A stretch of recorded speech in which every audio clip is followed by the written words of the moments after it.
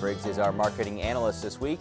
With grilling season around the corner, or a corner depending on this week's weather forecast, livestock producers are hoping to see an increase in consumer demand for meat. With small exceptions, cattle markets have seen help over the last few weeks. That includes a favorable set of USDA reports last Thursday. Yeah, it was kind of unexpected, but it really helped us out. It dropped our feed costs $1 in 2 days. That was really shocking. All the government did was add 2 weeks worth of usage, and the market took $1 away in 2 days, which was very shocking, but it really helps us out. It doesn't make the world all that much better, but it helps a lot. How do you view it? Do you view it as that's the bottom now? That's a really great question. It very well could be. It all depends on what the weather's like. The government put in really lofty expectations for not only for planted acres, but also for yield, and I think that yield number is going to be really hard to achieve unless you have really good timely rains all year long, because the subsoil is so bad, at least in western Iowa and into Nebraska. You know, east of west, you know, the eastern Iowa and Illinois and Indiana they're pretty much recharged. For the people that, don't follow this industry that closely, taking that much off of corn, how much does it help you from what you've been paying for the past, really, if you go back a year?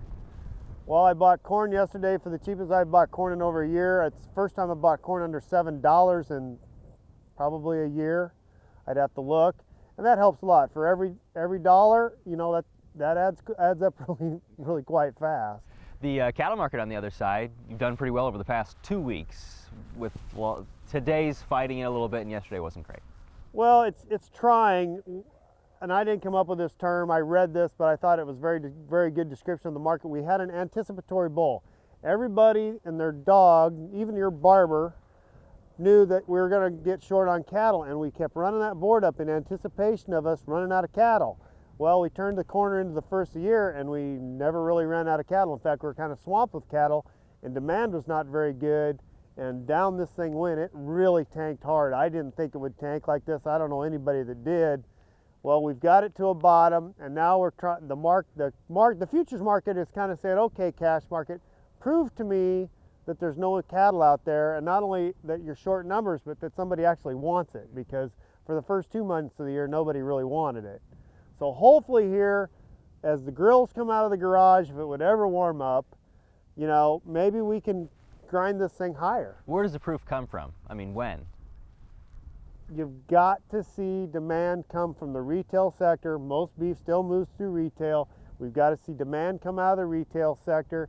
And quite frankly, the weather, especially on the East Coast where most of the people are, has been horrible.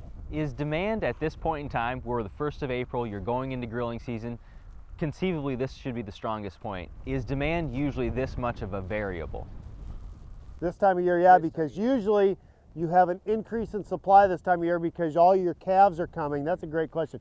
Your calves are coming to market. We usually have really big numbers from about the middle of April to the end of June. And so you need that demand. Now this year, I don't know whether we're going to have an increase in supply or not. I'll guarantee you it won't be as big of an increase as it normally is. So if you have your typical demand up, that should really lift prices.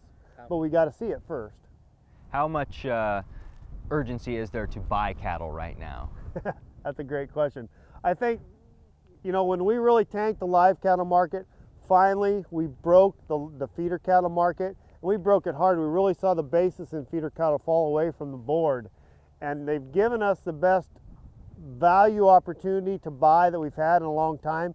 No, you can now buy cattle that aren't $100 losers to start. It's pretty hard to show a margin, but at least you're not starting in a ginormous hole when you buy cattle. So there is maybe some opportunity out there. Getting any questions about dry lotting cattle this summer? Haven't yet. I've read where a lot of guys are making May 1 be their drop dead day, where if it doesn't rain and I don't have any grass by May 1, I'm weaning my calves, I'm pulling off all the old cows, and I'm just going to kind of, circle the wagons and keep my best cows and try to feed them hay and hopefully have it rain.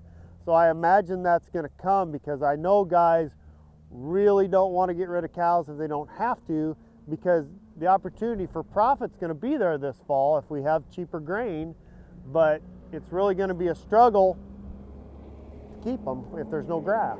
Give me your outlook over the next few months here. I don't expect you to be bearish. I know you have the horns out. Just tell me how strong they are. I still think we could see record cattle prices going forward. I think we'll see them sometime prior to Memorial Day, and I'm really just going off historicals there because Memorial Day is your biggest beef demand day. And nobody really knows what supply is. I know at this feed yard it's going to be really tight. So it really depends on the consumer and what they feel like paying. The retail sector has had a really good opportunity to buy beef and feature it during grilling season, so I think that could be really good for us. So I look for some record beef prices as we go forward. Whether or not we're going to be profitable, that's another story.